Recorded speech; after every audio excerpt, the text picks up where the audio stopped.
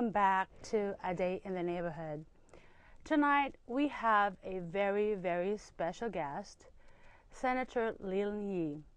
I've known the senator since 1994, and I've watched his progression from being a member of the Board of Education for the San Francisco Unified School District.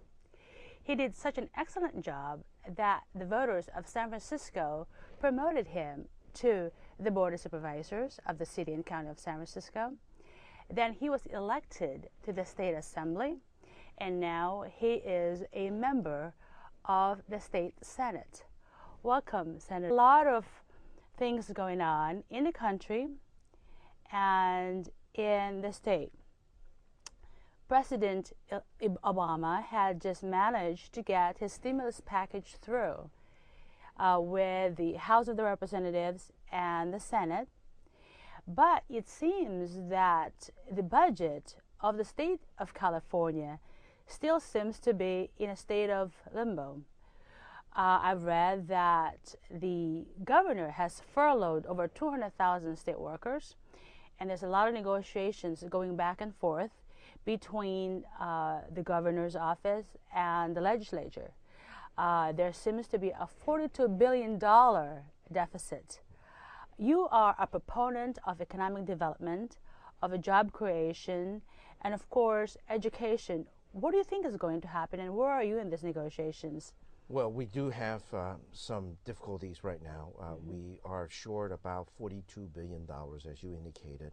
And what we have come to an agreement on is that we will take about half of that towards cuts, the other half towards revenue.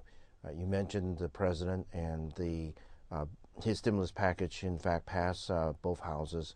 However, it's going to go to conference now, and hopefully by Tuesday we will finally get a bill that everybody can, in fact, support to the president's desk. Within that stimulus package bill, there's about $20 billion that we may be able to bring into the state of California. Out of that, maybe half of it can then be used to offset our $42 billion short. And so that stimulus package bill is very, very important to us. Right now, we're struggling with the Republicans to find where we're going to make the cuts, where we're going to make the increases. So we're still in that discussion, and hopefully by Tuesday we will be able to get a budget bill before the Senate, and we will then vote on it at that time. Now, the Comptroller Chang, and the labor unions have attempted to stop the furlough and in fact filed a lawsuit against the governor, and the court had decided that the governor has the executive power to issue a furlough. What do you think of that dynamic between the comptroller and the reality right now is that we are short of dollars. The comptroller has the responsibility of cutting the checks.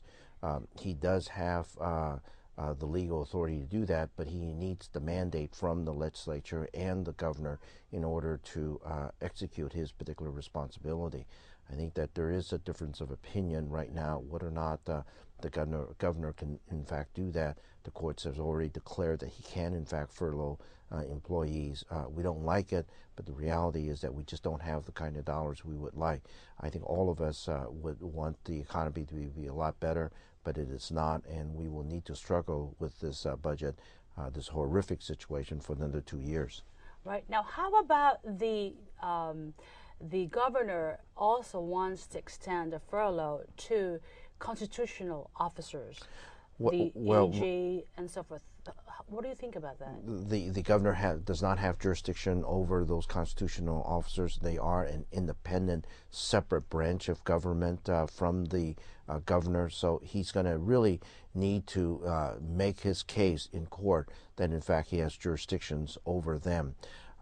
The individual constitution officers are making their own independent assessment as to what they're going to do, how they're going to be able to carry out, I think, this notion of a furlough within their particular departments.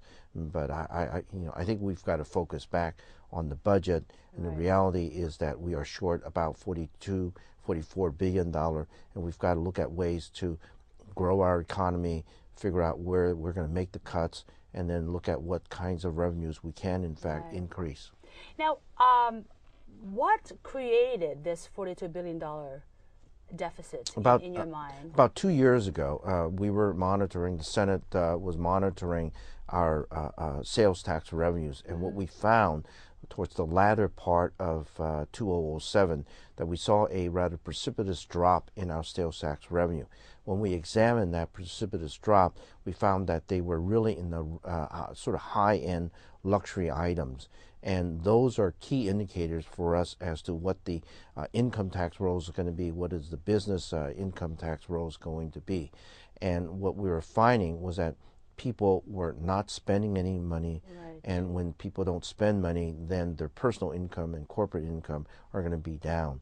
And that's one of the reasons why, if you go back to some of our history, you will find that in the beginning of 2008, the governor indicated that we were about $14 billion in the hole. And we started to make mid-year cuts, and so that's where it all started. It was because of the downturn in the economy and all of the secondary and tertiary consequences to that downturn, where we had a meltdown with our real estate industry, and out of that, all the related industries, for example, the consumer goods, people didn't want to buy anymore. They were afraid that they were going to lose their job, or if they had already lost their job, they were not buying anymore. So it's a combination of all of those particular problems, but it really comes back to the real estate, our mortgage, and that's where the problem started.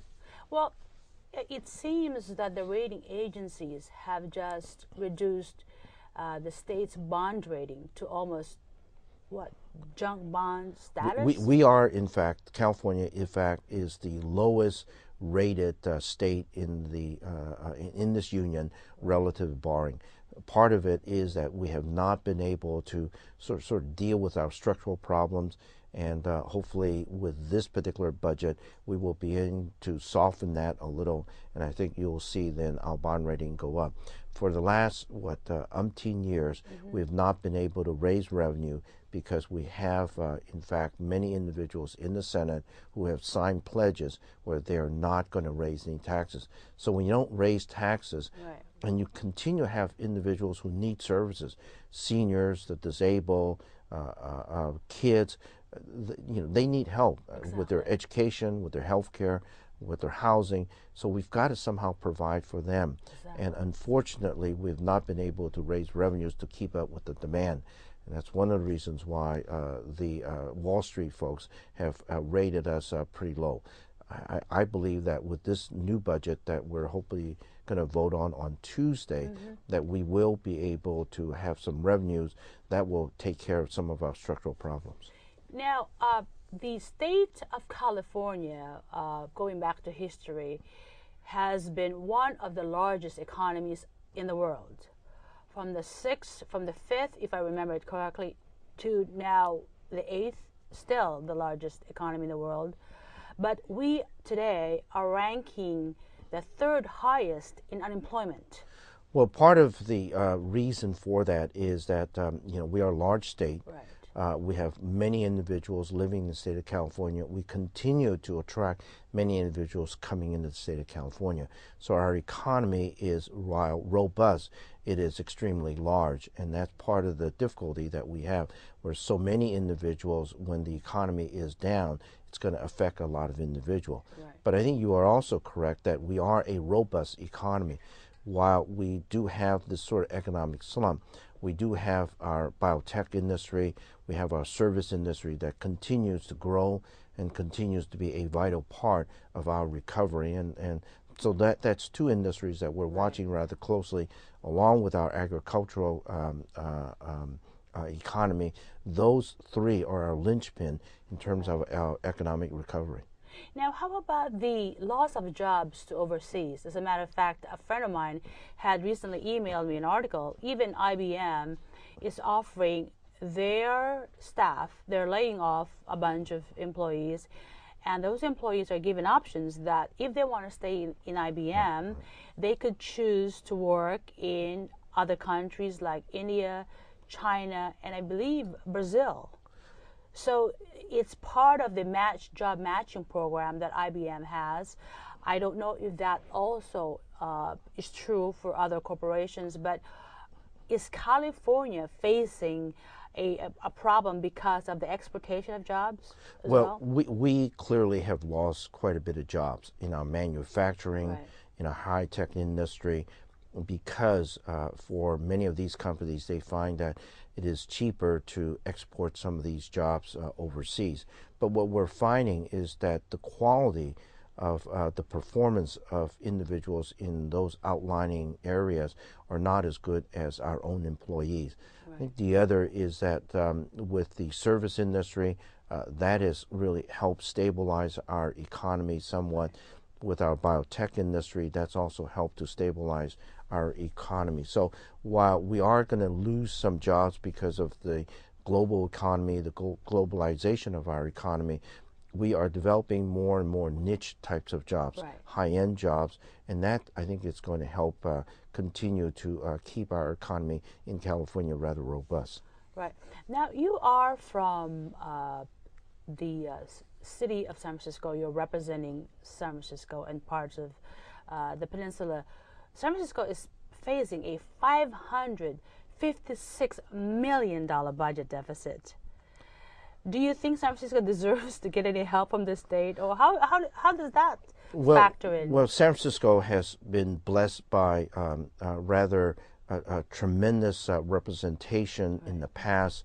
Carol Migden, Kevin Shelley, John Burton, Willie Brown, all of those individuals have really stepped up to the plate in the past to get the dollars to take care of the needs of San Francisco. Right. I and along with Assembly Member Fiona Ma, Mark Leno, Tom Amiano, will also do our share to protect San Francisco. Right. There are grant dollars that we're looking at to kind of help ease that particular pain. But at the end of the day, the balancing of that particular budget is going to be the responsibility of the mayor and the board of supervisor, right. and whenever and however we can help, we're going to be there to help them. Right. Having been a member of the board of supervisors, what do you think is this problem with the budgeting process of San Francisco? Do you have any hindsight, opinion on? Well, I believe that part of the problem is not just San Francisco's doing. Right. It is really the economy, not only of California, not only of this country, but the world. Right. The reality is that there are less revenues for every single jurisdiction in the world, and right. So we've got to somehow begin to readjust and relook at, how do we establish government, and what kinds of services are we going to provide, what kinds of services are we not going to provide. So right. I think that San Francisco's got to go through that deliberative process to have some rather honest discussion right. about what is the role of government. Right. I think secondly, we do need to look at San Francisco and figure out how you can in fact grow your economy. It's been growing, but now you also have to grow your economy in terms of trying to find new revenues, exactly. additional revenues to deal with your ongoing costs. One of the nice things about San Francisco is that it is a tremendous place to live. Right. Not only because of the environment, not only because of the infrastructure, but it is a rather caring city. Right. There are many individuals who are in need, and it is our responsibility to do what we can to help them have a life of some wholeness. Right. And so with that responsibility and with that sort of mandate, we then got to figure out, well, how do you grow the economy in San Francisco right. so that in fact we generate new revenues coming in. Right, because we rely mainly on tourism. We rely mainly on tourism. And finance is, right. We've just had a financial meltdown, so that's gone. But at one time we had a rather robust and rather vigorous internet based type of economy. We have a burgeoning biotech industry. Right. And so there are still many, many opportunities that are out there right. that can, in fact, increase the economy here in San Francisco. How about our port business? It seems that Oakland beats San Francisco all the time in terms of generating revenue with regards to its port industry. But now we've turned our port into a tourist attraction, it Well, looks like. unfortunately, geographically, we are not well positioned Right. to sort of maximize our port as a way of moving goods around. We Right. don't have the infrastructure. Strategically, we are not in the sort of inner peninsula area. Right. And so, as a result, the cost of moving goods, if we were to unload them in San Francisco, is just not as good as if you unload the goods over in Oakland. And so for the last several years, individuals in the port, members on the board of supervisors, mayors have started to ask the question, well, what is then the real purpose of the port now? And as you all know, one of our strongest economy is in fact our tourism economy, and I think individuals are looking at ways in which we can enhance the usage of our port for tourists rather than for the movement of goods and so on. I think the other is that the port does have a lot of real estate. I think it's extremely important to look at that for housing and for other kinds of businesses that may be coming into San Francisco or maybe looking around the Bay Area for a lot of land to develop and to somehow locate their business. And I think that that's something that we need to more aggressively look at. Right. Now, how about the Bayview Hunters Point? The voters passed Proposition G in the last election, and it promised a creation of 10,000 housing units and even a development of what is now a development of Candlestick Park. Right. And what is your take on how this project is going to move now that Speaker Pelosi is, my God, the second most powerful woman in the world?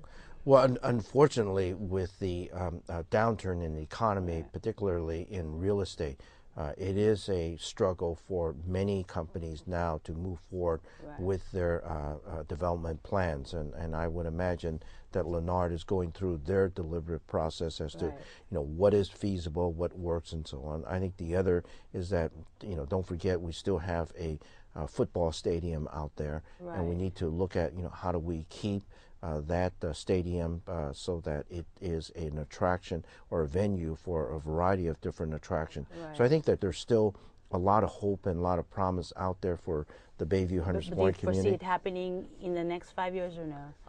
I think that there's going to be some development out there. I'm not sure that it is going to be as grand and as large as we originally envisioned. I think the reality is that we're still going to be in this economic slump for another couple of years. And so we've got to then continue to nurture that particular plan and that particular development and to figure out when the time is right for them to really expand again with the economy, that we are well positioned to kind of help them do that. And the Navy would still have, of course, to do the cleanup for that before any real development could happen. Well, unfortunately, I think what has happened is that the city has pretty much worked out an agreement with the Navy in terms of their cleanup, and so it's really going to be on us now to try to then figure out how, with the resources we do have, finish that particular cleanup project. Now, how about the Cow Palace? There seems to be a lot of confusion as to who owns the Cow Palace or what border it is in. Is it part of San Francisco or is it part of the other city?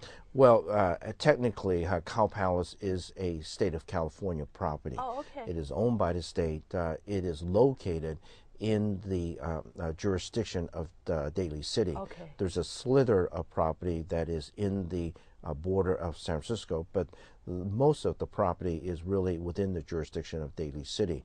And as you know, we are looking at trying to at least find a way to revitalize that particular area, the Bayshore area plus the Visitation Valley area. And part of my effort to try to do that was in fact to sell a parcel of that particular land to Daly City so that they can, through their redevelopment ability, begin to find individuals to develop that piece of property so that there are amenities within that particular neighborhood. There are so many individuals there that need to take 2 or 3 buses right. in order to go and buy groceries. Right. There are not the kinds of amenities that most neighborhoods have. There's not a neighborhood center. There's not a place to do your Right. dry cleaning and other sort of basic needs of any particular community.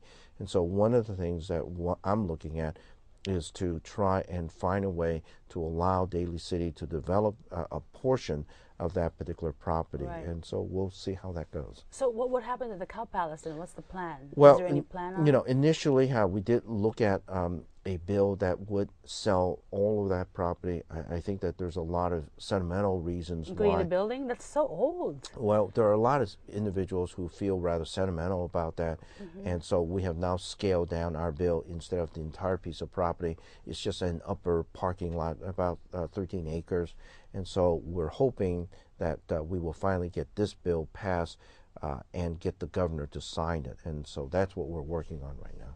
Now, so now going back to the budget, what sort of relief do people in San Francisco see in this budget, with hopefully some help from the stimulus package of the president? Do we see light at the end of the tunnel, or do we still look at things getting worse before it gets any better? Well, unfortunately, I think things are going to get worse before they're going to get better. I don't want to sugarcoat it whatsoever.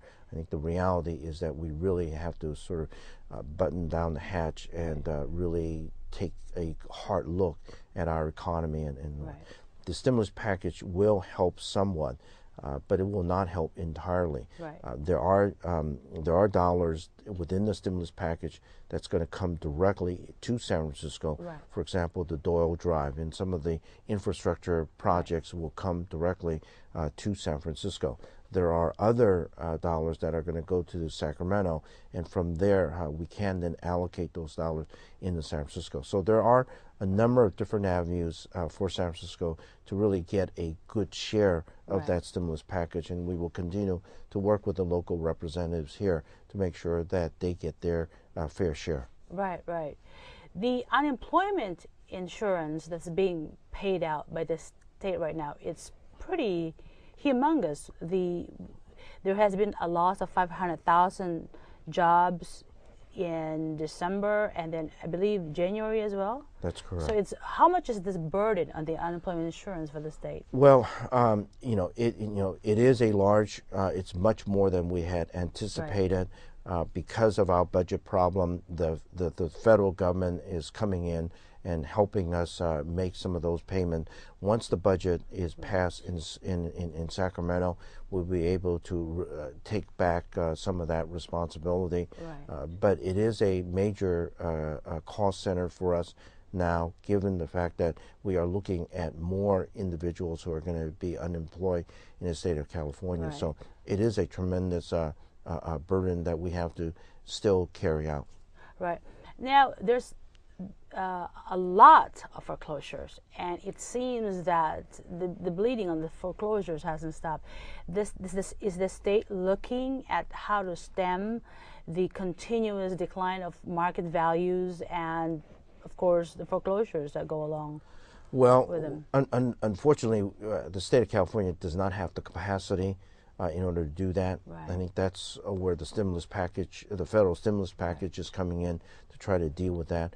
What we are looking at is trying to, find laws that will protect Right. individuals from getting into these kinds of mortgages, where the probability and the possibility of paying these mortgages Right. are just not going to be there. It's just really unfortunate that so many individuals were sold a bill of goods that in fact brought them to this brink of bankruptcy. And so we have tightened the rules on that. But as you know, banks are regulated more by the feds than the state. And so as a result, we are relying more on the federal stimulus package to handle that particular problem. Right. Now, you've always been a champion of law and order. As a matter of fact, you did initiate a bill that protects pedestrians from getting hurt, there is a bill that you have passed affecting 19th Avenue. Could you tell us a little bit about it? Well, ever since I was on the Board of Supervisors and I was representing the Sunset area, I've been particularly concerned about 19th Avenue. Right. How do you calm the traffic? How do you decrease pedestrian deaths? How do Right. you decrease the automobile crashes Right. and the fatalities and so on? And so over the years, we have worked to calm that traffic down Right. by increasing signage, getting the countdown signal, getting zebra stripe intersections. And so we've been doing that. So one last piece in that particular puzzle was, in fact, the double fining of individuals who commit moving violations. And Right. after 4 tries, finally, we were able to get the governor to sign that particular bill. So now we've got a double fine zone on 19th Avenue, Van Ness, and Lombard. Those Right. are all state highways. And hopefully with that, we're going to bring down the fatalities and bring down the accidents that go along Right. those thoroughfare. But mind you, even with that, we still have to be vigilant as motorists, as pedestrians, that we don't get into these kinds of Right. accidents. Right. How about the crime situation? The homicide rate in San Francisco has gone up, has shot up to the roof, the largest in a decade. Is this something that affects you as a senator? Well, you know, it affects me as a human being, as a Right. resident of San Francisco. This is my city as a boy, as a young man, now as an adult, and it pains me to see the kinds of crime that are befalling many of our residents and so on. We do have dollars that are available to the city and county of San Francisco to increase public safety, and we simply are always there waiting to help Right. them resolve some of these issues. But law enforcement is really a local responsibility, is within the jurisdiction of the mayor, the board of supervisor, and the police department and the police commission. Right. And so it's really up to them to kind of figure out how they're going to do that. But my heart does go out to all of those individuals who've been victim of this particular violence. It should not happen. It ought not to happen. It should, in fact, be really taken care of. Yeah. Senator, we're running out of time. What would you like to tell your constituents in San Francisco? Well, this is a time of New Year for all of us. It's Lunar New Year, and I just want to wish everybody the very, very best of New Year, and that we hope that the following year will be even better. Great. Well, thank you, Senator Yi. Thank you. It's always a pleasure to see you. Well, thank you very much, ladies and gentlemen, and good night.